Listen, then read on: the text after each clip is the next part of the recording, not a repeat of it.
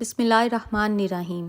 انسان اور جنات دو مختلف مخلوق جو اپنی ابتدا سے ہی ایک دوسرے کے شدید دشمن اور مخالف ہیں، ایک خاک سے جبکہ دوسرے کو آگ سے بنایا گیا۔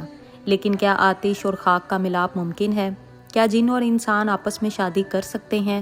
عربی داستان ہمیں کیا بتاتی ہیں اور اسلام کی نظر میں جنات اور انسان کے اس شادی کی کیا حیثیت ہے؟ اللہ تبارک و تعالیٰ نے اس کائنات میں بے شمار عالم اور مخلوقات کو پیدا کیا، لیکن اس دنیا میں دو ایسی مخلوق ہیں جن کی ہدایات کے لیے اللہ نے پیغمبروں اور رسولوں کو معبود کیا۔ انہیں اللہ نے سوچ سمجھ عطا کی اور صحیح اور غلط میں چناؤ کا اختیار بھی دیا۔ اللہ کی یہ دو مخلوق انسان اور جنات ہیں۔ جنات کی دنیا غیب اور اسرار میں چھپی ہے جو انسانوں کی نظر سے پوشیدہ ہیں۔ اس زمین پر جنات کی تاریخ انسان سے بھی پرانی ہے۔ حضرت آدم علیہ السلام کی پیدائش سے کئی ہزاروں سال قبل سے ہی جنات اس زمین پر بڑے بڑے قبیلوں اور آبادی کی شکل میں موجود تھے، لیکن جب اللہ تعالیٰ نے دنیا میں انسانوں کو آباد کرنے کا فیصلہ کیا تو فرشتوں کے ذریعے جنات کو مختلف جزیروں اور ویران پہاڑوں میں قید کر دیا۔ قوم جنات میں بھی انسانوں کی طرح مرد اور عورت جن ہوتے ہیں اور یہ آپس میں شادی کر کے اپنی نسل آگے بڑھاتے ہیں۔ جنات انسانوں کی طرح آپس میں عشق و محبت، زناکاری، فحاشی، ہر نیک اور بد عمل کرنے کی صلاحیت رکھتے ہیں۔ کہتے ہیں کہ جنات کی شادی بھی انسانوں کی طرح ہی ہوتی ہے۔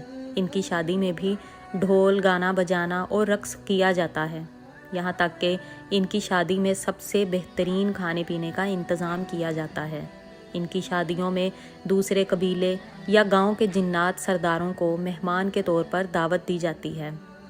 قدیم مذہبی اور غیر مذہبی کتابوں اور داستانوں میں جنات اور انسانوں کے آپس میں محبت اور شادی کے سینکڑوں واقعات ملتے ہیں۔ بعض روایتوں سے یہ بھی معلوم ہوتا ہے کہ زمانہ قدیم نے جنات اور انسان کی شادی ہوا کرتی تھی۔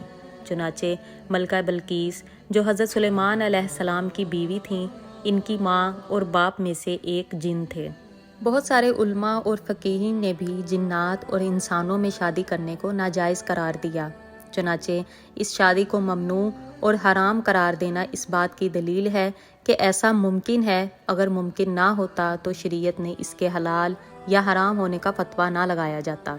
اب یہاں سوال یہ اٹھتا ہے کہ جنات آتشی مخلوق ہیں جبکہ انسان خاکی و ابی مخلوق ہیں، تو آگ اور پانی کا ملاپ آخر کیسے ممکن ہے؟ اور اس ملاپ کے نتیجے میں اولاد کا ہونا خلاف عقل و شعور نظر آتا ہے۔ دراصل باوجود اس کے کہ جنات آگ سے پیدا ہوئے ہیں، لیکن بعض لوگوں کا خیال ہے کہ جنات اپنے آتشی جسم کی شکل میں نہیں ہوتے، جیسا کہ آدم علیہ السلام کی اولاد میں سوائے حضرت آدم علیہ السلام کے پھر دوبارہ کوئی انسان مٹی سے پیدا نہیں کیا گیا۔ اسی طرح جنات کا پہلا جد امجد اور تمام جنات کا باپ آگ سے پیدا کیا گیا تھا، لیکن پھر اس کی نسلوں میں آگ کا عنصر باقی نہ رہا، بلکہ ان جناتوں کے بھی ہاتھ، پاؤں اور دوسرے اعضاء عام حالت میں بدل گئے۔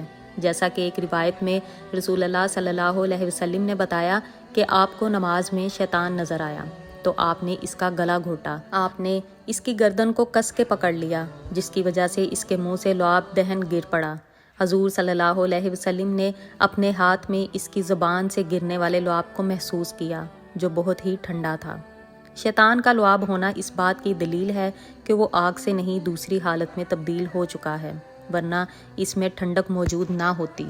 تو کیا جناتوں میں بھی انسانوں جیسی خصوصیات ہوتی ہیں اور کیا وہ انسانوں سے تعلق بنا سکتے ہیں؟ یہ ایک سوال بہت سارے سوالات کو جنم دیتا ہے، اور ہر سوال کا جواب حیران کن اور سوچ میں ڈال دینے والا ہے۔ لہٰذا علامہ سیوطی نے بہت سارے واقعات نقل کیے ہیں جن سے معلوم ہوتا ہے کہ انسان اور جنوں میں شادی ہو سکتی ہے۔ اسی طرح امام ابن تمیمہ لکھتے ہیں کہ کبھی کبھی انسانوں جنات آپس میں نکاح کرتے ہیں اور ان کی اولاد بھی ہوتی ہے۔ جنات اور انسانوں میں شادی یا جنسی تعلقات کے واقعات اسلام سے قبل اور ظہور اسلام کے بعد بھی ملتے ہیں۔ لہٰذا ابن اساکر کی ایک روایت موجود ہے جس کے مطابق ایک دن رسول اللہ صلی اللہ علیہ وسلم کی محفل میں کاہنوں اور پیشن گوئیاں بتانے والوں کا ذکر چھڑا، اور اس سلسلے میں لوگ اپنے چشمدید واقعات اور حالات بیان کرنے لگے۔ ابن قیس نے بتایا کہ مجھے بھی اس سلسلے میں ایک عجیب اتفاق پیش آیا۔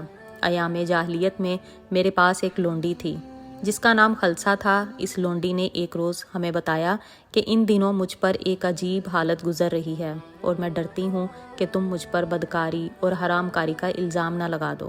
صورت یہ ہے کہ ہر روز ایک سیاہ فام وجود مجھ سے ہم بستر ہوتا ہے۔ چنانچہ چند ماہ بعد وہ لونڈی حاملہ ہو گئی۔ پھر وقت مقررہ پر اس نے ایک بچہ جنا جس کے کان کتے کی طرح تھے اور اس کی شکل بھی عام انسانوں کی طرح نہیں تھی۔ جب وہ کچھ بڑا ہوا تو کاہنوں کی طرح باتیں کرنے لگا اور لوگوں کو آئندہ کے واقعات اور غیب کی خبریں بتانا شروع کر دیں۔ آخر ایک روز وہ اچانک خاموش ہو گیا۔ لوگوں کے بے حد اصرار پر بھی کچھ نہ بتایا۔ پھر اس نے کہا مجھے ایک کمرے میں 3 روز کے لیے بند کر دو۔ لہٰذا ایسا ہی کیا گیا۔ 3 روز بعد اسے کمرے سے نکالا گیا تو اس نے ہمیں یہ خبر دی کہ آخری نبی مکہ میں معبود ہو چکے ہیں اور میری زبان بند کر دی گئی ہے۔ اب میں غیب کی کوئی خبر نہیں بتا سکتا۔ اس کے بعد وہ زمین پر لیٹ گیا اور وہیں مر گیا۔ اس واقعے کو مختلف روایتوں میں رد و بدل کے ساتھ نقل کیا گیا ہے اور بعض روایتوں میں بھی یہ اضافے کے ساتھ موجود ہے کہ نبی صلی اللہ علیہ وسلم نے اس واقعے کی تصدیق فرمائی۔ اسی طرح امام دارمی کی ایک کتاب میں ایک واقعہ لکھا ہے جس کے مطابق قبیلے بخیل کے ایک شخص نے روایت کیا کہ ایک جن ہماری کسی لڑکی پر عاشق ہو گیا اور ہمارے پاس اس کی شادی کا پیغام بھیجا۔ اس نے کہا مجھے پسند نہیں کہ میں اسے حرام طریقے سے استعمال کروں۔ اس کے بعد وہ روبرو ہم سے گفتگو کرنے لگا۔ ہم نے کہا تم لوگ کیا چیز ہو؟ اس نے کہا ہم تم جیسی مخلوق ہیں، تمہاری طرح ہم نے بھی قبیلے بنا رکھے ہیں۔ ہم نے کہا کیا تم میں یہ مذہبی اختلافات ہیں؟ اس نے کہا ہاں، ہم نے ہر طرح کے لوگ موجود ہیں، قدریہ بھی ہیں اور شیعہ بھی ہیں اور مرجیہ بھی ہیں۔ ہم نے کہا تمہارا تعلق کس جماعت سے ہے؟ اس نے کہا ہم مرجیہ سے تعلق رکھتے ہیں۔ چنانچہ ہم نے لڑکی کو اس سے بیاہ دیا۔ بلا شبہ جنات عورتوں کا انسانی مرد یا جنات مرد کا انسانی عورت سے شادی کرنا نہ صرف مکروہ حرام ہے بلکہ اسلام میں اسے سخت ممانعت کی نظروں سے دیکھا گیا ہے، کیونکہ انسانوں کا معاشرہ اور جنات کا معاشرہ بالکل الگ اور مختلف ہے۔ اس لیے اللہ تبارک و تعالیٰ نے انسانوں پر احسان کیا اور ہمارے لیے انسانوں میں ہی عورتیں اور مردوں کے جوڑے پیدا فرمائے۔